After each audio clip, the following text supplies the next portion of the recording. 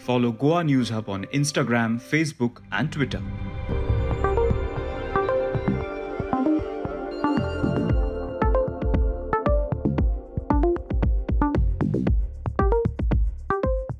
My name is Sudarshan Borker. I'm a native of Goa, and I've been working on this project for the past 1 year now. And the whole idea came up for us to set up UURJA Naturals, which is an eco-friendly yoga sustainable living brand, was to basically create genuine products for the consumers who are practicing yoga, adopting sustainable lifestyle. So we came up with natural skincare products. Basically, the oils that we make, skincare oils, are made using coconut oil and other essential oils. So there's a growing awareness about how chemical products are affecting the human skin, right? So that is why we developed this natural skincare formulations, which are basically made using different oils, and we have a particular formulation which is blended into a product for different ailments, such as dry skin, rejuvenation of the oil, for aging, for dark circles. For men also, we have created a special product as well. So this whole range is what we create and offer to our consumers. Apart from that, we also have created a sustainable yoga mat, which is basically made of natural rubber and cork. And as you know, cork is a very natural and a renewable resource, and can be harvested again and can be recycled also very easily. So we use natural rubber and cork to make a sustainable yoga mat grip, which you can place over your existing yoga mat. Now, why we do that is because currently there is a lot of awareness again about soil conservation as well. And when people are adopting natural or eco-friendly products, they are also discarding these products out. So when you discard these products out, which do not have a recycling process, it affects the environment. They break down into microplastics, they affect the soil, they affect the water. So we developed a cork layer mat which can be used over an existing yoga mat which has lost its grip, and it gives you amazing grip, because in yoga the major cause of injury is due to slipping over sweat. So when you do yoga and you're practicing and you're sweating, right, you tend to slip over the mat, and that is one of the major causes for injury. So we developed this product, the yoga mat, because of these concerns of the user.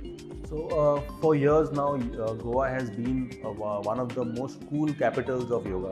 You know, people from different countries coming to Goa, and this has been happening for for many years, right? It's not a recent thing, but a lot of international expats used to come, live a hippie culture, also do yoga, find spirituality in Goa, right?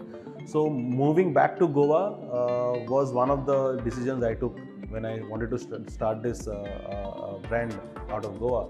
And developing this product here in Goa was because of environmental reasons.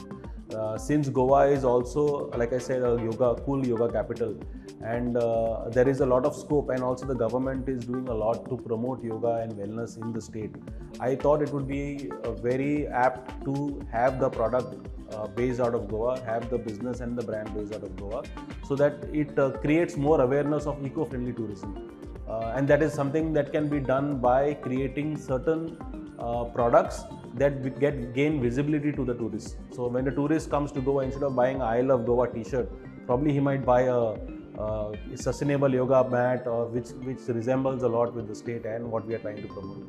So I did my schooling and my engineering here in Goa, right? And then I moved, because of this is in 2002. Right, there were very less opportunities, there was very less internet connectivity. So your scope of wanting to do something in a private sector was very difficult. Government jobs, yes, my relatives asked me to answer exams and apply for a government job, but I did not want to be in the government job, right? So I decided to move to Bangalore, and I moved to Bangalore. I got to work with different startups. I got an exposure to the corporate life, what departments work, HR, you have your operations, you have your finance. I understood the workings of a business, right, a corporate business. So that gave me, that exposure of 11 years in Bangalore gave me a lot of visibility of how opportunities that are being presented to you can actually give you a lot of, scope to grow in terms of whether business or as a profession, right? So while I was in Bangalore, I also worked with some startups which were also into yoga. We were developing eco-friendly yoga products there as well. But then I decided to move back to Goa because I wanted, my plan when I moved out of Goa in 2002 was to be back in Goa in 2020, right? So, and COVID happened and it affected businesses and all of that stuff. And I decided that I need to move back home, be with my family, and set up a business in Goa, and yeah, be part of the ecosystem, which is actually growing right now in Goa. In Bangalore, we were into IT sector. I was part of a fintech startup. I think one of the few startups in the initial fintech days. I was part of that startup. I also worked with the enterprise mobility solution startup, which is both the startups are doing very well. They are well funded as well. And I also co-founded a yoga brand with a ex-co-founder of mine, and that was my last business venture. And then I moved to Goa. Let me start with how we started the business, right? So I moved to Goa, and the first 1 year, there was no plan to set up the business. There were only ideations of different businesses. There was a restaurant idea, there was a eatery idea, there was other couple of ideas, right? But we couldn't zero down on anything. And I made a couple of friends, like my co-founder and my business partner, Graham Fernandez, right? So he and me became close friends while playing football, which is again loved in Goa. And we connected there, and he's a recently passed out graduate from engineering college, and wanted to get into business. So we decided to join hands together, be partners, and start business. And since he's young and energetic, and was driven to do something different apart other than going abroad, so we decided to set up the business. And in that time, we did some research about coconut oil, and coconut oil is abundant here in Goa. And after doing a lot of reading, I realized that the best coconut oil is made in Goa, because we have spring water in the interiors of Goa, which irrigate these plantations, right? So the requirement for natural skincare products also was there at the same time, and using non-mineral oils, because currently most of the products today use mineral oils, which are toxic, which are refined oils. But making products using natural oils such as coconut oil, that too, which is abundant in Goa, in a state that I live in, I thought that was the best opportunity to create a product out of oils using coconut oil as the base. Whilst doing that, we got amazing results. People started using it, testing it, and they actually saw difference in their skin, and that gave us the confidence to go ahead. And that is when we registered with FiiRE. We got some support from FiiRE to connect with the right people, know about certifications and all of that stuff. And whilst doing that, we also decided to make an existing cork mat into a much more usable cork mat by making it very thin, light, foldable, and with a sustainable goal. And that is how we came up with the product range. So moving to Goa, the decision to come and start a thing was my last stint was at a with a corporate startup. I used to work with the startup and consult banks for automation. So we used to automate all of their banking processes using technology. So I decided to move to Goa and quit that job, because I as a person, I've been very creative when it comes to approaching things in a very different way. So when you work and in a corporate job, it limits that those capabilities of thinking differently and being very innovative, whether it is marketing, operations, or how to connect with customers. So moving back to Goa was for me definitely was moving back home. And since Goa is a global brand in itself as a state, it made a lot of sense to build a brand out of Goa.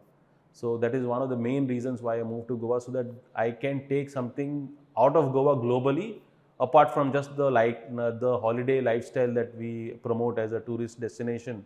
I thought there is much more to offer from Goa.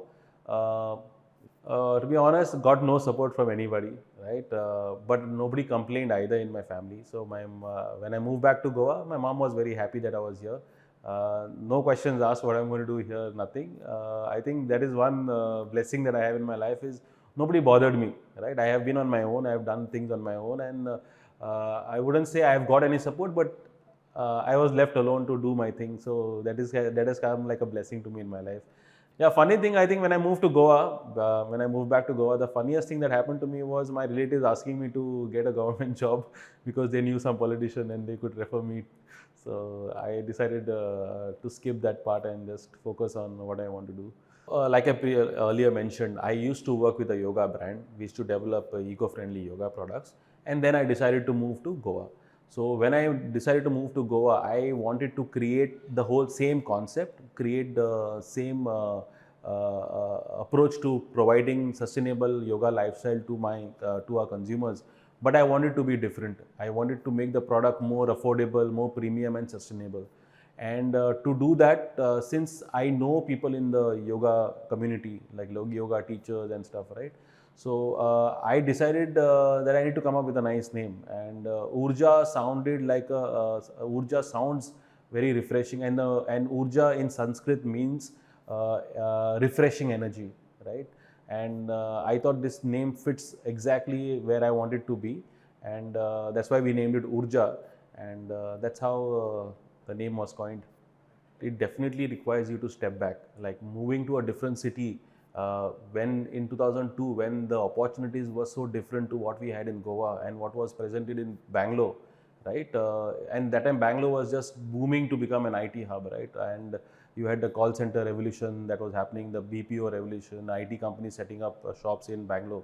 So and that whole growth of that industry, I saw how economically the other things got affected, whether it was a rise of the retail market, rise of fashion streets, or rise of commercial places. Uh, I foresaw that to be a growth driver for any state. So whether it was Goa who would adopt businesses or adopt internet, would definitely reach to a level where you would need to cater to the growing needs of that state. So when you have a growth in an industry, you have population rise coming to the state, right? You have different talents from different parts of the country coming to that state to contribute to that industry. Likewise, the same thing I foresaw that to happen in Goa. Though Goa being a tourist destination, a lot of IT professionals that I worked with in my time in Bangalore were always wanting to were always looking forward to being in Goa. They did not mind being in Goa and working as well. And that actually got to see that when the COVID happened, right? So that was one of the, I mean, that is what I would say when it comes to, stepping back to see what opportunities are there, and stepping out of your comfort zone to see what all opportunities you do not have, right? So when you move to a different state, I got to see that. And a lot of these wise people say, your dreams are dead where in the comfort zone, right? So for an entrepreneur, it is very important that you step out of your comfort zone, be independent, go live in a different city, meet different cultures. That's when you understand a consumer, right? You can't understand a consumer only by living in Goa, right? If you travel different states, you meet different people, you interact different people, you get to understand the way people think, you get to understand what is the consumer behavior, what is their buying behavior. So that all that information drives you to come up with ideas, and only these experiences give birth to new ideas and innovative stuff. When you apply chemical products to your skin, right, a lot of people face allergies, rashes, skin irritation, and that happens with chemically made products. One good thing about using natural oils is that it does not affect the skin drastically, where it will give you reactions, irritations, or rashes and stuff. So using oils has been a tradition in the Indian culture for thousands of years, right? So it has not been giving you any rashes. Sages and their wives used to be using that, right? Even in traditionally, you apply coconut oil to a baby and massage the kid with the coconut oil. So that was one of the reasons that we did not fear the outcome of what might affect the skin. But we definitely did a lot of research in the composition and the formulation of what we made, right? So after testing it with the users, we got to see the effectiveness of the product, and that is what gave us the confidence to go ahead and make a product which can be commercialized. Now talk about the big boys, like big brands that are already out there, and we might maybe be a competition to them in the future. But today it is such that there is a lot of influencer driven products, which you can get someone to say that a product that has never been used or tested by anyone and pay some influencer to say that is the best product for the skin. So consumers have realized there is a gap between what my influencer is telling me that I'm following to what actually the reality is, because an influencer will say A product is good and the next day they will say B product is good. So consumers have realized that it is about trust, right? A company has to follow those values of trust and provide those kind of products to the consumer, and that is what we want to stand out with the big boys. We are okay with not having major market share, but we want to provide the best quality products to our consumers. Since we make all the products using essential oils and coconut oil, we source essential oils from a certified supplier who sources these essential oils from different parts of the world. Like you have bergamot oil, frankincense oil, sandalwood oil again is from India. You have saffron oil, right? So we have different oils which are sourced from one manufacturer who is certified, and we source the coconut oil from Goa. And we use MCT, that is fractionated coconut oil, and we blend it into a formulation. Currently, we are formulating this out of our small space that we have, hygienic space that we have kept in our office. We are formulating it. One unique thing about our formulation is that we bottle each bottle by hand. Now, why we do that is because it's all about formulations, right? 1% of this oil, 10% of this oil, 30% of this oil, and the balance of this oil makes a 100% 30 ml bottle. So instead of doing it in big batches, which when you do loses its potency and effectiveness, we bottle it hand by hand so that the potency of the formulation remains and the user gets the best of the formulation, right? So that is the uniqueness of our product. We started post-COVID, the business started post-COVID, but the COVID impact has been drastic on people's lifestyles. I think people have become more health conscious, more responsible, more sustainable in their choices, right? People want to opt for something that will actually benefit their health and also improve the lives of people around, because COVID has taught a lot of lessons to most of us, right? So whether it is skincare or whether it is health or fitness, so that definitely has boosted this whole definitely has boosted this whole approach towards natural products, and we saw that as an opportunity to be part of this ecosystem and be a brand. So currently we are selling online. We are available on Amazon. We have our own website, UURJANaturals.com. We also retail it at some hotel stores here in Goa. And our business model is B2C sales. We also do B2B. We do white labeling of the oils as well.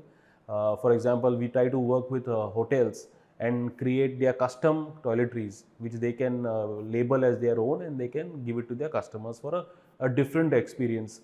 And we do that with the other products as well. We try to partner with different fitness centers, yoga retreats in Goa, and provide them with this lovely yoga mat which provides the best grip, which helps their attendees also to experience the yoga in the right way. I think this is one. I think I should share this one. So I gave this oil to a yoga teacher, and she has been using it for a while. And she messaged me once when I asked her about how is the oil, how is it going with using the oil, and she told me that her mother-in-law complimented her, saying that your skin is glowing, you're looking you're looking different, your skin doesn't look oily. And then she showed her the bottle of what she was using, and I think the mother-in-law must be also using. But that was, I think, the best testimonial so far I have got from a user. Yeah. See, we focus completely on the customer, right? So customer connect is what drives us to do what we are doing every day, right? So giving the customer the right product, ensuring that we do not sell someone who doesn't want something, right? That is where we lose customers. So we do not do that. We ride on the customer connect that we have experience of, and the motivation comes to to do this every day is based on the feedback, based on the comments that we get, our engagement on social media with the customers. That is what drives us to go ahead and gives us the confidence that we are doing the right thing, and that is how we wake up every day and go to sleep at night. So I practice meditation. I also do a little bit of Surya Namaskar. Since I'm a very active person, I play football, I even go to a gym, I go running, I go cycling. So I do a lot of things, but whenever I find time to do yoga, I definitely do meditate in the mornings. Surya Namaskar, I used to do it on the beach. but now that it's raining, I missed doing that. I realized in my life itself that being fit is very important. Whether it is for physical or mental well-being, you have to be fit. You have to have you have to have a routine every day. You cannot just go with the flow. You actually have to take control of the day. Whether it is waking up on time, doing morning chores, working, having a time to cutting off from work, having your own time for yourself. I think these are very important things in a day that you need to follow to actually have a very productive next day.